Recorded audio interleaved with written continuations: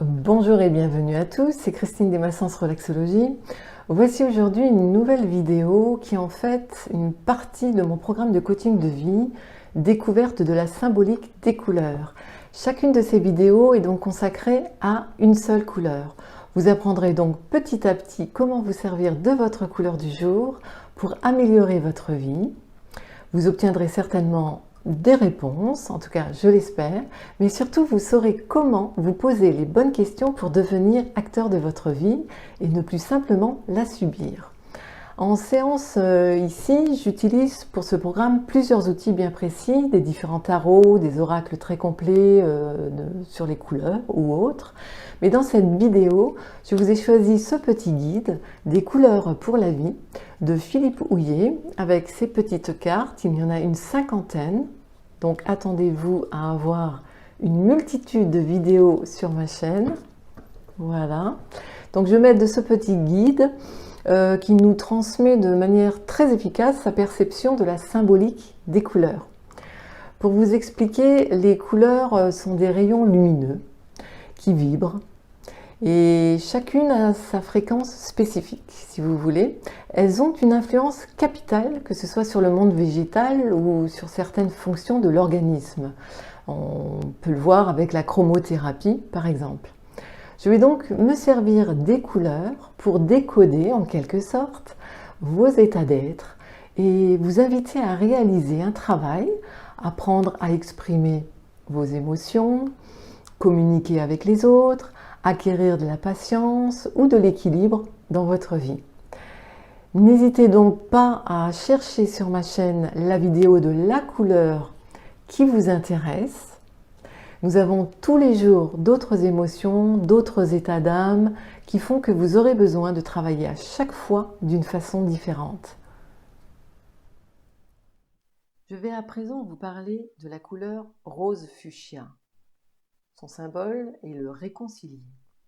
Le rose fuchsia est une couleur complexe qui, au-delà de nous confronter à nos complexes, renvoie à notre blessure originelle. Je fais référence ici à l'une des 5 blessures principales décrites par Lise Bourbeau dans son ouvrage « La guérison des 5 blessures », la trahison, le rejet, l'abandon, l'humiliation et l'injustice. C'est cette première blessure, quand elle n'est pas soignée, qui fait naître en nous de nombreux sentiments désagréables tels que la honte, la culpabilité, un complexe d'infériorité ou de supériorité. Ces sentiments font alors apparaître un élément clé de cette couleur, le jugement, celui que nous portons sur nous-mêmes comme sur les autres.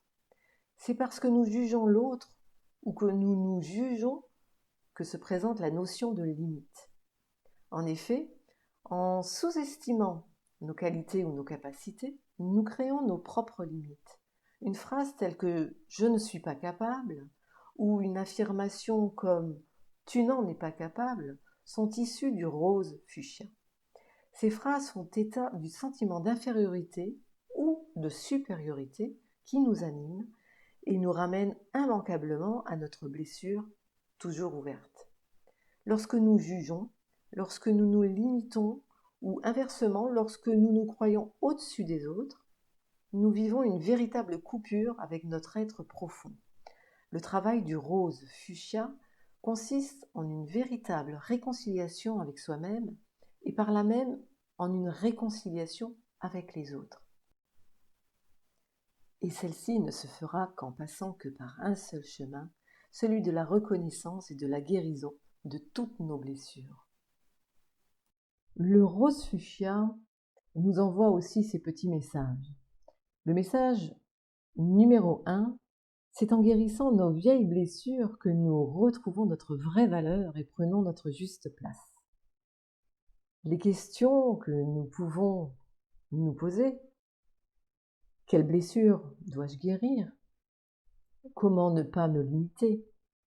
Comment reconnaître mes erreurs de jugement? Comment me réconcilier avec moi-même? Ou alors, comment retrouver ma vraie valeur? Comment procéder pour me réparer? Pour le message numéro 2, méfions-nous du jugement envers les autres et ou envers nous-mêmes, car il nous éloigne de nous. Les questions que l'on va pouvoir se poser. Quelle ancienne blessure est soudain ravivée? Ai-je un sentiment de honte ou de culpabilité? Est-ce que je me suis sentie humiliée dernièrement? Est-ce que je me crois inférieure ou supérieure aux autres? Est-ce que je me limite? Est-ce que je me coupe de mon être profond?